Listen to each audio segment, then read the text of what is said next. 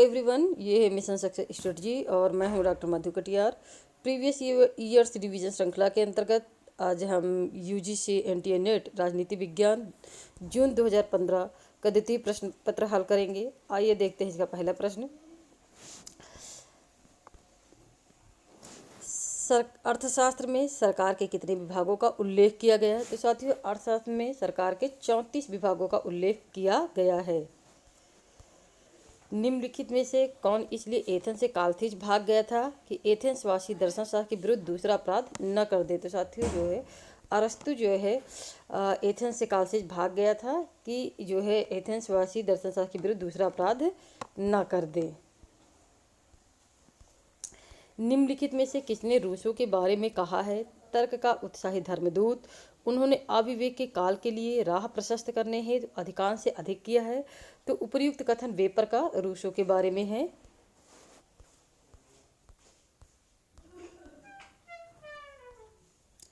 अब यहाँ सूची 1 को सूची 2 से मिलाना है।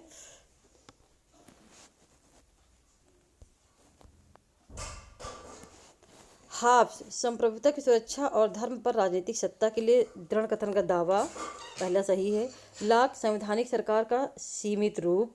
रूसो का जो है दावा है कि संप्रभुता का मूल लोगों में समाहित है और लोगों के पास रहना चाहिए। 3 का जो है चौथे से मिला दीजिए। J.S. मिल व्यक्ति का विचार तथा अभिव्यक्ति की स्वतंत्रता का रक्षा करना। विकल्प नंबर डी आपका बिल्कुल सही है।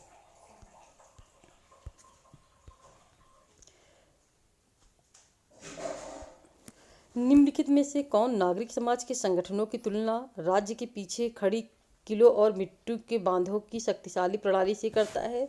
तो साथियों, ग्रामसी जो है नागरिक समाज के संगठनों की तुलना राज्य के पीछे खड़ी किलों और मिट्टी के बांधों की शक्तिशाली प्रणाली से करता है। ग्रामसी के अनुसार नागरिक समाज की संस्थाएं, परिवार, पाठशाला और धार्मिक संस्थाएं इत्यादि नागरिकों को समाज में व्यवहार के नियमों से परिचित कराती हैं। ये संरचनाएं बुर्जुआ समाज के नियमों को वैधता प्रदान करती हैं। जॉन रॉस ने अपनी पुस्तक ए थ्योरी ऑफ जस्टिस में निम्नलिखित में से किसी की सामाजिक अनुबंध परंपराओं का पुनरुद्धार नहीं किया है? तो जॉन रॉस ने हाब्स की जो सामाजिक अनुबंध की परंपरा है उसका पुनरुद्धार नहीं किया है। निम्नलिखित में से किसने कहा कि धर्म में भक्ति आत्मा की मुक्ति का मार्ग हो सकता है, परंतु राजनीति में भक्ति या वीर पूजा अपकर्ष और संभावित तानाशाही के लिए सुनिश्चित मार्ग है? उपर्युक्त कथन डॉक्टर भीमराव अंबेडकर का है। डॉक्टर भीमराव अंबेडकर ने शासन प्रणाली के स्तर पर संसदीय लोकतंत्र को विशेष रूप से सराहा, क्योंकि इसमें वंशगत शासन का अधिकार नहीं होता है, बल्कि शासन की समस्त शक्तियां जनता के निर्वाचित प्रतिनिधियों को प्राप्त होती है। साथ ही इसमें कोई अकेला व्यक्ति यह दावा नहीं कर सकता कि वह सर्वज्ञ है तथा सारे कानून बनाने और सारा शासन संभालने में समर्थ है। इसके अतिरिक्त उन्होंने यह चेतावनी भी दी थी कि वीर पूजा यानी हीरो वर्शिप की भावना लोकतंत्र के लिए सबसे बड़ा खतरा है। किसने कहा है? इसलिए बुट्स की तलवार पवित्र है, इसलिए शिवाजी का बाघ नख न्यायसंगत है, इसलिए चार्ल्स फर्स्ट का सिर कटवा देना न्यायोचित कर्म है, इसलिए विलियम टेल का तीर दिव्य है। तो उपर्युक्त कथन जो है बाल गंगाधर तिलक के समर्थन में बी.डी. सावरकर का है। निम्नलिखित में से कौन ईस्टर्न के व्यवहारवाद की बौद्धिक आधारशिलाओं का लक्षण नहीं है? तो साथियों, डेविड ईस्टर्न ने अपने लेख the current meaning of behaviourism में व्यवहारवाद के आधार एवं लक्ष्यों के जो है 8 प्रकार बताए थे। इसमें पहला था नियमन, सत्यापन, तकनीकी प्रयोग, प्रमाणीकरण, मूल्य निर्धारण, व्यवस्थीकरण, विशुद्ध विज्ञान, समग्रता। तो इसमें जो है जो स्तरीकरण है वो डेविड ईस्टर्न के व्यवहारवाद में सम्मिलित नहीं है। निम्नलिखित में से कौन सा फुकुयामा के लिए उदारवादी लोकतंत्र के विजयोल्लास का प्रमुख कारक नहीं है? तो मान्यता के लिए संघर्ष है, प्रकृति पर विज्ञान के अधिकार का तर्क है, उदारवादी लोकतंत्र में प्रमुख विरोधाभासों का अभाव ये भी है, उदारवाद का विजयोल्लास विचारधाराओं की अपेक्षा अर्थव्यवस्था के रूप में अधिक, ये जो है फुकुयामा के उदारवादी लोकतंत्र की व्याख्या में नहीं है। 1950 के दशक के मध्य से तुलनात्मक राजनीति की प्रमुख प्रवृत्तियां निम्नलिखित क्षेत्रों में रही हैं। तो साथियों, जो कंपेरेटिव पॉलिटिक्स है उसकी जो प्रमुख जो प्रवृत्तियां थी व्यवस्था सिद्धांत, संस्कृति सिद्धांत, विकास सिद्धांत और वर्ग सिद्धांत सभी में रही हैं।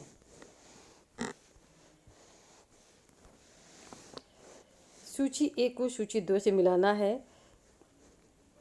तो ये देखते हैं कार्ल डाइस जो है संचार सिद्धांत के जो है प्रतिपादक है। तो उन्होंने जो है अभिग्राहक से इसको मिला दिया। हंटिंगटन आधुनिकीकरण से संबंधित है। पैरेटो अभिजन का संचरण से संबंधित है। और डेविड स्टन्स जो है व्यवस्था सिद्धांत में द गेट कीपर से संबंधित हैं। विकल्प नंबर सी बिल्कुल सही है।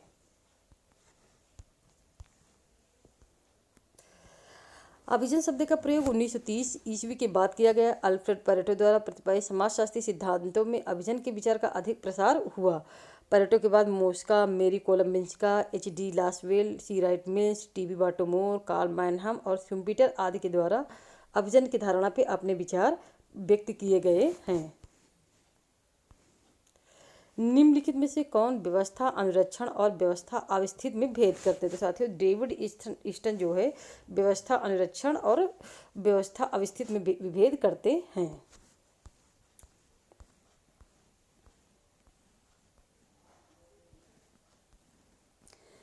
निम्नलिखित पुस्तकों को उनके प्रकाशित होने के क्रम में व्यवस्थित कीजिए। नीचे दिए गए कूटों का प्रयोग कीजिए। तो सबसे पहले जो प्रकाशित हुई थी the civic culture, politic attitude and democracy in 5 nations. दूसरी थी the end of history and the last mans, democratisation theory and practice तीसरे नंबर पे, और कंपैरेटिव फेडरलिज्म चौथे नंबर पे हुई थी। तो इस प्रकार DCBA, तो विकल्प नंबर डी आपका बिल्कुल सही है।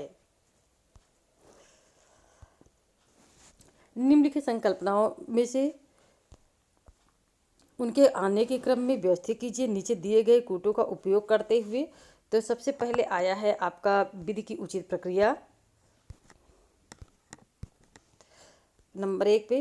उसके बाद आया है लोकतांत्रिक केंद्रीकरण, फिर नवीन लोकतंत्र और फिर प्रतिपुष्ट व्यवस्था आया है। हम संविधान के अंतर्गत है, लेकिन संविधान वही है जो न्यायाधीश कहते हैं। संयुक्त राज्य अमेरिका के अतिरिक्त निम्नलिखित में से किस देश के लिए यह लागू हो सकता है? तो भारत के संविधान पे यह बात लागू होती है। निम्नलिखित में से किसने दी फेडरल पेपर्स लिखा? तो साथियों दी फेडरल पेपर्स जो है जेम्स मेडिसन ने लिखा था। और ये जो है 85 लेखों निबंधों का एक संकलन है जो अलेक्जेंडर हैमिल्टन, जेम्स मेडिसन तथा जॉन जे द्वारा लिखा गया है। निम्नलिखित में से किसने यह तर्क दिया है कि सत्ता के सिद्धांत में विश्वास व्यवस्था को सुरक्षित रखने का एकमात्र विश्वसनीय माध्यम है? तो ये जो है कहा था जोसेफ डी मैस्ट्रे ने। निम्नलिखित में से किसने यह तर्क दिया कि निर्वाचन प्रणाली दलीय व्यवस्था की प्रकृति को निर्धारित करती है? तो ये कहा था शुम्पीटर ने, जो कि एक अभिजनवादी विचारक है। नीचे 2 अभिकथन दिए गए हैं, एक को अभिकथन ए और दूसरे को तर्क आर कहा गया। नीचे दिए गए कूट से सही उत्तर का चयन करें। 1960 के दशक के मध्य में राजनीतिक विकास उपागम की आलोचना की गई। तो प्रयुक्त कथन बिल्कुल सही है। देखते हैं कारण इसका। संयुक्त राष्ट्र पश्चिमी यूरोप के अनुभव पर आधारित इस उपागम की दूसरी दुनिया में सीमित प्रासंगिकता थी। तो ये कारण भी सही है और कारण कथन की सही व्याख्या कर रहा है।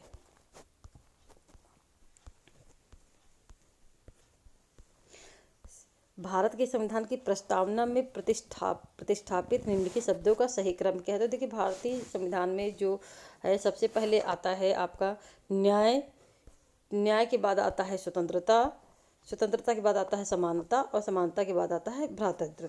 आइए देखते हैं इनका क्रम। देखिए भारत की जो प्रस्तावना है उस प्रस्तावना में ये चारों शब्द प्रयुक्त किए गए हैं। तो हम भारत के लोग भारत को एक संपूर्ण प्रभु संपन्न समाजवादी पंथ निरपेक्ष लोकतंत्रात्मक गणराज्य बनाने के लिए तथा उसके समस्त नागरिकों को सामाजिक आर्थिक राजनीतिक न्याय। तो पहला शब्द आया है न्याय, विचार अभिव्यक्ति धर्म विश्वास उपासना स्वतंत्रता। तो दूसरा शब्द है स्वतंत्रता, प्रतिष्ठा और अवसर की समानता। तो तीसरा शब्द आया है समता प्राप्त करने के लिए तथा उन सब में व्यक्ति की गरिमा और राष्ट्र की एकता और अखंडता सुनिश्चित कराने वाली बंधुत्व। तो चौथे नंबर पे आपका आया है बंधुत्व शब्द भ्रातृत्व शब्द। तो पहला शब्द आपका है न्याय, दूसरा स्वतंत्रता और तीसरा समता और चौथा बंधुता। भारत में रहने वाले विदेशियों के लिए निम्नलिखित में से कौन से अधिकार उपलब्ध है? तो साथ ही भारत में जो रहने वाले विदेशी उनको कानून के समक्ष समानता और शिक्षा का अधिकार, ये दो अधिकार प्राप्त हैं।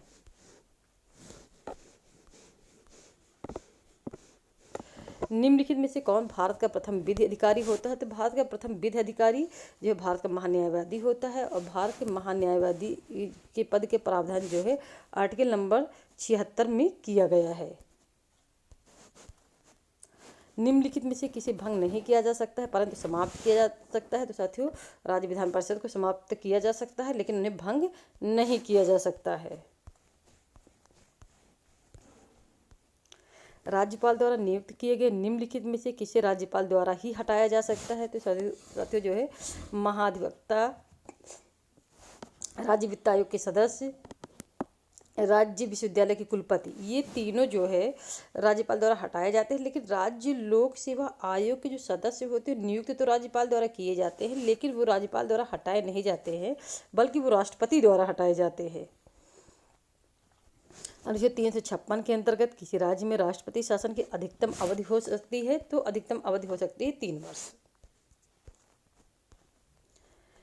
भारत में संविधान संशोधन की प्रक्रिया के संबंध में निम्नलिखित में से कौन सा कथन सत्य नहीं? तो ये देखते हैं, संसद एक विशेष बहुमत से संविधान में संशोधन कर सकती है, तो ये कथन बिल्कुल सही है। राज्य विधानसभाएं संविधान में संशोधन का प्रस्ताव कर सकती है, ये सही नहीं है। संविधान संशोधन का विधेयक केवल संसद के निचले सदन में ही पूरा स्थापित किया जा सकता है, तो यह भी सही नहीं है, क्योंकि जो संशोधन विधेयक है वो किसी भी सदन में प्रारंभ किया जा सकता है। संविधान संशोधन संबंधी विधेयक पर संसद के दोनों सदनों के बीच गतिरोध को संसद के संयुक्त सत्र द्वारा समाप्त किया जा सकता है, तो यह भी कथन सही नहीं है। संसद द्वारा पाए संविधान संशोधन विधेयक का निषेधाधिकार भारत के राष्ट्रपति के पास है, तो यह कथन भी सही नहीं है।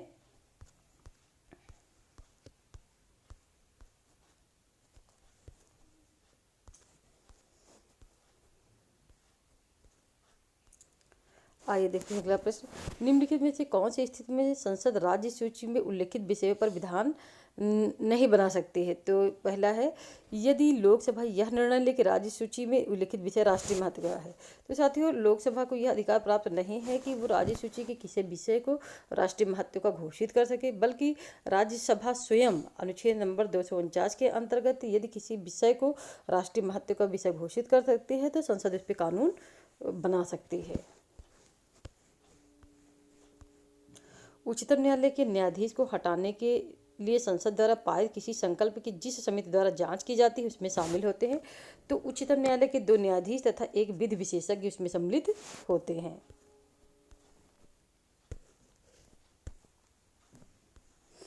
सूची ए को सूची 2 से मिलाना है।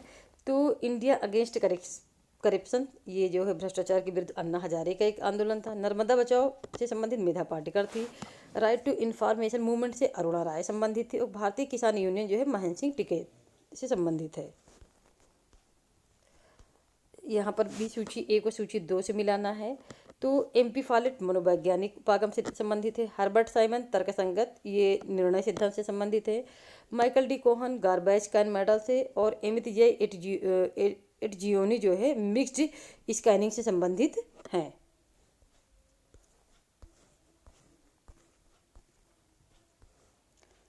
उस खंड का नाम क्या था जिसने American society of public administration के कंपैरेटिव एडमिनिस्ट्रेटिव ग्रुप को प्रतिस्थापित किया था? तो साथियों, इसका नाम था section on international and comparative public administration, SICA।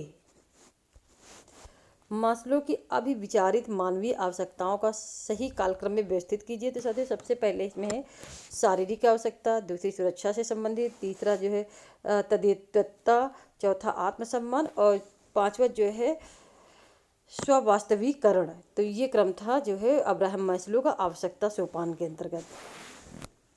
Staff और सहायक अभिकरण दोनों लाइन अभिकरणों की सहायता करते हैं, परंतु ये एक दूसरे से भिन्न होते हैं, यह कथन बिल्कुल सही है। सहायक अभिकरणों की कोई प्रचालनीय जिम्मेदारी नहीं होती है, तो कारण बिल्कुल गलत है। तो ए सही है और आर गलत है। मूने एंड रैली के नेताओं के वर्गीकरण में निम्नलिखित में से किस प्रकार के नेताओं को शामिल नहीं किया गया है। तो साथ ही आइए देखते हैं।